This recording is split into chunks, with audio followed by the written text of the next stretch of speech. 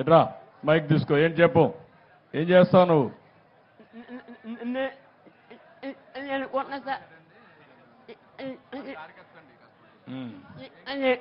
ఉన్న సార్ తెలుకున్నా జమ్మి తెలివి సార్ తెల్లగా సార్ దాగుస్తా. ఏం కావాలి నీకు? మోటార్ బైక్ కావాలనా? బండి కావాలి సార్, బండి ఏం చేస్తావు నువ్వు? ఎక్కడికి పోతావు వేసుకొని?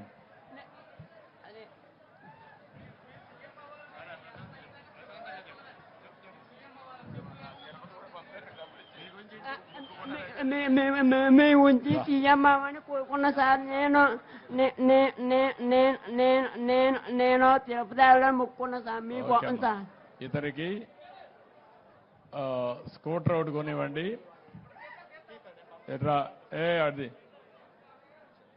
నేను electric scooter, electrical EV scooter ఒకటి కొనివ్వండి. ఇంట్లోనే ఛార్జ్ చేసుకుంటాడు, తిరుగుతాడు. నీకు ఈవీ స్కూటర్ కొనేయమంటాను, ఎలక్ట్రికల్ది. దాన్ని అయితే నేను ఇంట్లోనే ఛార్జ్ చేసుకోవచ్చు, ఖర్చు కూడా తక్కువ ఉంటుంది. ఇమీడియట్ కొనిస్తాను, 2-3 రోజులనే తెప్పిస్తారు. కలెక్టర్ టచ్లో ఉండి. ఓకే లే బాగుదు.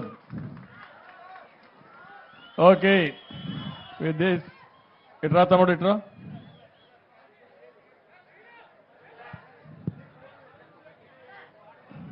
ఏంటి బా, ఏంటి చెప్పు. నువ్వేం చదువుకున్నావు? 10th class sir. 10th class చదువుతున్నావా? అయిపోయింది సార్. ఏమా అయిపోయింది సార్. ఇప్పుడు ఏం చేస్తున్నావు? ఇప్పుడు ఖాళీ సార్, ప్రస్తుతానికి ఏం చేయలేకపోతున్నాను, ఇంట్లో కూర్చుంటున్నాను సార్. ఎందుకు స్కూల్ పోవడం లేదు? 10th క్లాస్ అయిపోయిన తర్వాత వెళ్ళలేదు సార్. ఇంటర్మీడియట్కి ఎందుకు పోలేదు? అంటే ఇంకో పరీక్ష ఉందని ఆగాను సార్. ఏమా? ఇంకో పరీక్ష ఉంది సార్. చదువుకోవాలి కదా, పట్టుదల కూడా ఉండాలి నీకు.